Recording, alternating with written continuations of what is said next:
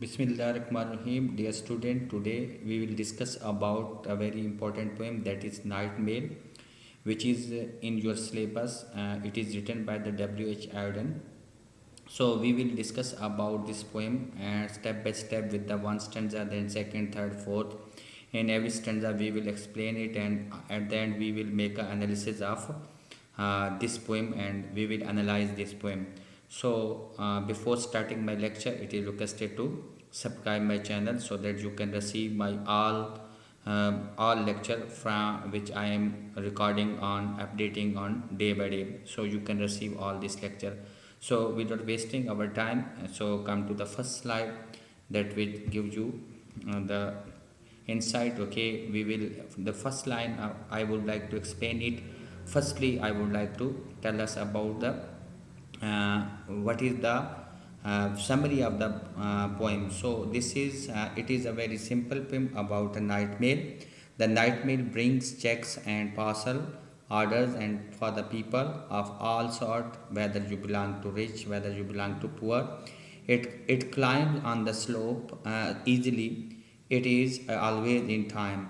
It passes by the field of cotton grass, grassy field, moorland, झाड़ियाँ जो होती हैं, and through the farms it makes a great noise and emits smoke over his shoulder. Dogs and birds are not disturbed and frightened by noise.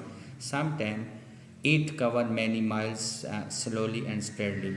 So this is a poem about कि एक night mail train है जो कि एक सादा सी poem है, और रेलगाड़ी तमाम तबकों के लोगों के लिए चेक और डाक वगैरह लाती है। ये मुख्तलिफ़ किस्म की चढ़ाइयाँ चढ़ती हुई आती है और मुख्तलिफ़ एरिया से गुज़रती हुई आती है। ये कपास में से गुजर कर आती है, झाड़ियों में से भी, खेतों में से भी, और ये शोर मचाती हुई, धुआं निकालती हुई आती है। और जितने भी परिंदे हैं और शीप डॉग हैं और जितने भी लोग हैं वो परेशान नहीं होते, क्योंकि वो इसके साथ फेमिलियर हो चुके हैं, इसलिए उनकी ज़िंदगी में कोई डिस्टर्बेंस नहीं होती। और इवन इंसानों के लिए भी जब वो फार्म हाउस में से गुजरती है तो सिर्फ जो है एक जग है जो कि टेबल के ऊपर रखा हुआ, उससे वो थोड़ा सा हिलता है, बाकी किसी किस्म की डिस्टर्बेंस नहीं आती।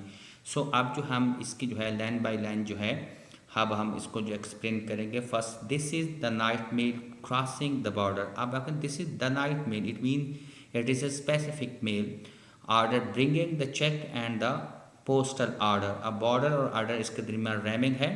अब हम इन टू लाइन्स को करेंगे कि the poet says that it is a night mail, it crosses the border which to reach its destination. It brings checks and postal order for the people. And you know, the word has been used, the border क्यों use किया गया? देखें, actually ये poem जो है पहले film बनी थी, और फिल्म से फिर जो है, और ये स्कॉटलैंड और इंग्लैंड के दरमियान जो है, क्योंकि बाउंड्री है तो इसलिए बॉर्डर का वर्ड जो है बाउंड्री यूज़ कर रहा है। तो इसलिए जो है ये कह सकता है कि ये एक डाक मेल है, और ये अपनी मंजिल तक पहुंचने के लिए मुख्तलिफ़ सरहदें अबूर करके आती है, और ये लोगों के लिए चेक और पोस्टल ऑर्डर लेके आती है। अब हम इसके सेकंड स्टेंजा को देखते हैं कि letter for the rich, letter for the poor, the shop at the corner, the girls next door.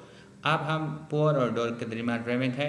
It mean that the night mail train is not only serving the rich people, as well as it is also serving the poor people. It means that she is rendering a useful service for the all humanity, whether you belong to the rich family or whether you belong to the poor. The shop at the corner, it means ये है कि it also brings something for the shopkeeper. It also bring letter for the shopkeeper which is situated on the corner, and as well as also bring a love letter or something like that for the girls who is standing to the next door. So it means that the night mail train is rendering very useful service for the all human being, whether you belong to rich part of the society, whether you belong to poor part of the society, whether you are running a shop or whether someone is waiting for the love letter. So it is providing each and everything. इसकी जो है ये अब जो है इसकी जो है एक्सप्लेनेशन किए हैं। अब हम अपने थर्ड्स जो है स्टेंजा की तरफ चलते हैं, थर्ड लाइन्स की तरफ। Pulling up Beattock and steady climb the gradient against her but she is on time. अब हम इसको हम देखते हैं कि बीटॉक की चढ़ाई जो है वो चढ़ती है, जो कि एक मुसलसल चढ़ाई है, अगरचे मुखालफत में चढ़ाई है। अब ग्रेडियंट जो है, ग्रेडियंट अगेंस्ट का मतलब है मुखालफत में चढ़ाई, लेकिन फिर भी ये अपने वक्त पर आती है। यहाँ पे एक चीज़ मैं बता दूँ कि शी इज़ ऑन टाइम और इन टाइम में क्या फ़र्क होता है। ऑन टाइम होता है कि स्पेसिफिक जो आपका मुकर्रर टाइम है, अपॉइंटेड टाइम है, उस पे ऊपर पहुँच जाते हैं।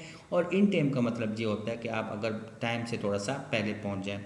अब हम इसको इंग्लिश में जो है, अब इसके पुलिंग अप का मतलब होता है गो अप होता है, ऊपर चढ़ना, असेंड या माउंट होना होता है। स्टडी जो है इवन है, ये रेगुलर या अनचेंजिंग कह सकते हैं। सिनोनिम भी साथ डिस्कस करें। ग्रेडियंट जो है वो कहते हैं स्लोप को कहते हैं।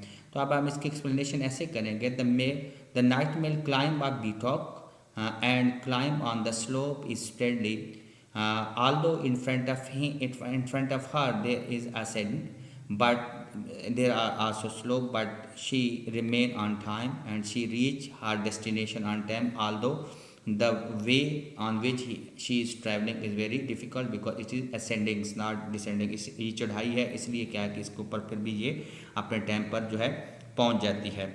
अब हम जो है इसके नेक्स्ट स्टेंजा को देखेंगे। पास cotton grass and moorland border, शोवलिंग white stream over her shoulder. अब हम इसको पहले इसके जो है सिनोनिम्स को देख लेते हैं कि मूरलैंड जो है वो झाड़ियाँ वगैरह होते हैं, अनकल्टिवेटेड लैंड होती है। और बॉर्डर जो है a large round pieces of rock, जो गोल गोल पत्थर होते हैं, स्टोन होते हैं, उनके लिए यूज़ होती है। और शोवल का मतलब क्या होता है, मिट करना या एक्सेल करना, बाहर निकालना, बाहर फेंकना जो है।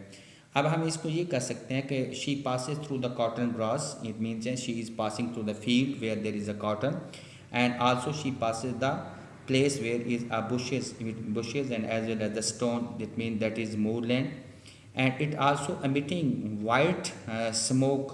ये वाइट स्मोक जो है एमिट करते हैं over her shoulder, because when she is going upward, so she use the force, and when she uses the force, it also it also popping out its smoke। ये smoke जो है बाहर निकालती है। इस लाइन्स को जो है हमने इस तरह बताया गया है। और हम अब 6 जो है अपना 5th स्टैंजा की तरफ चलते हैं। Snorting noisily as she passes, silent mile of wind bend crosses. अब हम इसको हम देख लेते हैं कि सबसे पहले जो है हम इसको देखते हैं कि पासिस ग्रास, मूरलैंड झाड़ियाँ वगैरह है, बॉर्डर पत्थर हैं। इसके बाद जो है स्नॉटिंग जो है फुदकारना आता है, मेकिंग नॉइज़ है, शोर शराबा करती है, ये पुरशोर अंदाज से फनकारते हुए गुजरती है, सीटी बजाती है, मीन टू से। And silent mile of bend grass bend, और इसके इर्द गिर्द जितना भी सब्जा होता है मीलों मील, वो क्या है कि बेंड हो जाता है, चुप हो जाता है, खामोश हो जाता है। The night mail is a great noise, night mail train makes a great noise when it runs it look like sorting as if it were angry, जैसे कि ये बिल्कुल नाराज़ है। The night mail has been personified, यहाँ पे जो है बेचान चीज़ को जो पर्सोनीफाई किया गया है। Here it passes by the field of green grass where the wind is blowing, sometime it cover many miles already। अब ये कि whenever she passes through the grasses it bend down due to his noise and as well as his speed। सो इसका इन lines का जो है हमने 5th stanza को हमने इस तरह किया है। अब हम नेक्स्ट देखते हैं। Bird turn their head as she approaches. अब अप्रोच का हम सिनोनिम लिखेंगे। अप्रोच का अराइव होता है, अपीयर होता है। स्टेयर फ्रॉम बुशेस, स्टेयर होता है लुक को कहते हैं, गेज को कहते हैं। एज हर blank faced coach, blank face coach जो है खाली है, इट मीन वेकेंट डब्बे जो है इसके। कोचेज जो है वो कैरेजेस को कहते हैं, या सीट्स या बगी को कहते हैं। अब हम इसको ये कह सकते हैं कि जो ही वो पहुंचती है तो परिंदे अपने गर्दन मोड़कर उसे देखते हैं। सिर्फ उनका गर्दन मोड़ना होता है, लेकिन उनकी और कोई चेंजिंग नहीं आती। वो झाड़ियों से गाड़ी में मुसाफिरों की खाली नशिस्तों को घूरते हैं कि वहाँ पे खाली नशिस्तें होती, क्योंकि ये नाइट मेल ट्रेन है, मेल की ट्रेन है, इसलिए वहाँ पे मुसाफिर नहीं होते। तो अब हम इसको कैसे एक्सप्लेन करेंगे। The bird are sitting in the bushes when the night mail comes there, they turn their beak, अपनी क्या के चोंचे लाते हैं। And look at the night mail, they are those part of the night mail where the passenger sit but the seats are vacant, खाली हैं। The carriages of the night mail look colourless and wan, और बेरौनक नज़र आते हैं और बिल्कुल खाली नज़र आते हैं। हम ये कह सकते हैं कि अब जो है परिंदे भी जो है वो नाइट मेल ट्रेन के साथ जो है बहुत फेमिलियर हो चुके हैं, और इसलिए वो जो है ना सिर्फ अपना कोर्स टर्न करते हैं और बैठे रहते हैं। So jump to the next one, that is the second last stanza, that is the last one, the sheepdog.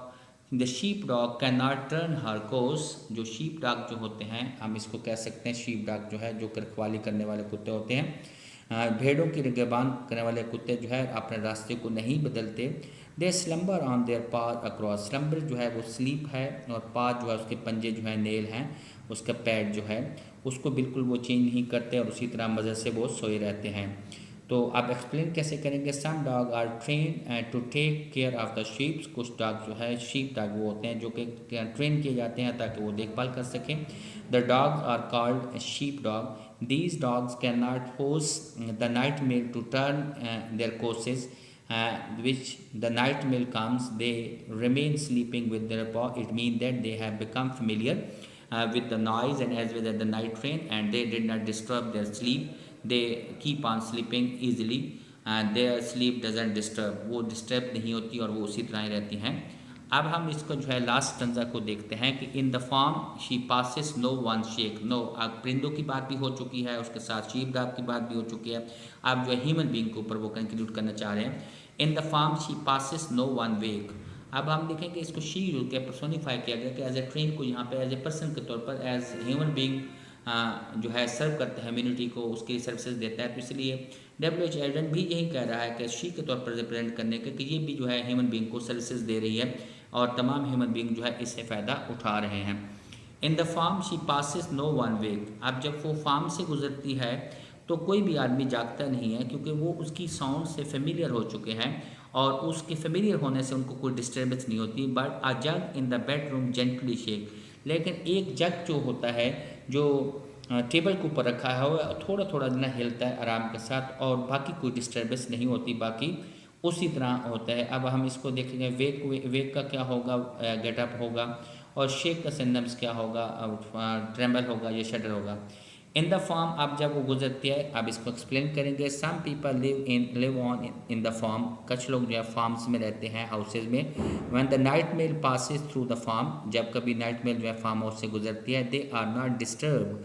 वो डिस्टर्ब नहीं होते because they are habitual to the noise of the night mail. और night mail की क्या कि वो हाँ noise के साथ बड़े हैबिचुअल होते हैं और आदि हो चुके होते हैं। दे रिमेन स्लीपिंग, वो सोते हैं, but a jug on the table begins to shake due to the passing of the night mail train. Otherwise there would be no disturbance in the farm house. अब जो है हमने इनको जो है स्टेप बाय स्टेप जो है इसको एक्सप्लेन भी किया है, इसकी जो है अंदर की चीज़ों को भी डिस्कस किया है। No, I have given you the reference to the context. अब एक्सप्लेन तो मैं सारी लाइन्स को कर चुका हूँ। अब इस पूरी पोएम का क्योंकि रेफरेंस भी सेम होगा और कंटेक्स्ट भी सेम होगा, तो अब रेफरेंस और कंटेक्स्ट जो है मैंने दे दिया ताकि आप कोई भी इसमें सिस्टेंस ना लगे, तो आप इसका रेफरेंस और कंटेक्स्ट जो है वो दे सकते हैं। अब इसका रेफरेंस क्या है? These land have been taken from the poem night mail written by W H. Auden. अब आपने ये देखा है कि दीज लाइन, इसकी कोई भी लाइन आ जाएंगे, आपने यही वाला जो है रेफरेंस लिखना है। एक्सप्लेनेशन जो है, सॉरी, इसके जो कंटेक्स्ट है, यहाँ पे I have made a mistake, so there would be a context not explanation. So you can write context. The poem night mail is about a train which brings mail. ये जो poem है night mail, ये एक train के बारे में है जो कि मेल लाती है। It tells us how to train passes through the different areas। ये पोएम हमें बताती है कि ट्रेन कैसे मुख्तलिफ एरिया से क्या है कि सफ़र करती हुई आती है ऑफ द कंट्री, मुल्क के। Such as she passes through the farms, कुछ जो कभी कभार जो है फार्म से गुजरती है। ग्रीन फील्ड, सब सब्ज़ा से भी गुजरती है, एंड बुशेज और झाड़ियों से भी। She travel ahead ascending and descending, कभी वो उतराई की तरफ चढ़ती है, कभी वो झुकाई की तरफ। Areas but she reaches on time, लेकिन वो क्या कि वक्त पर पहुंचती है। Birds, animals and human are familiar with her, उसके साथ बहुत विदाउट अनॉइंग हर नॉइज़, उसकी नॉइज़ को उसके बगैर जो है वो भी। ये जो है रेफरेंस टू द कंटेक्स्ट जो है वो सबका एक होगा। एक्सप्लेन मैं पहले कर चुका हूँ, और अब जो है हमारी ये पोएम जो है ना ख़त्म होने वाली है। Thank you so much for watching my channel. और इस पोएम को जो है आसान से आसान करके मैंने पेश किया है, और अगर आपका कोई क्वेश्चन हो, if you have any query, if you have any question, you may write in my comment section so that I can reply you. So I am keep on working on the poems right now as well as the literature, other genre of the literature. So your comments will be valuable for me, for my channel. Thank you so much for watching my channel, and inshallah next we will discuss another thing. Assalamu alaikum.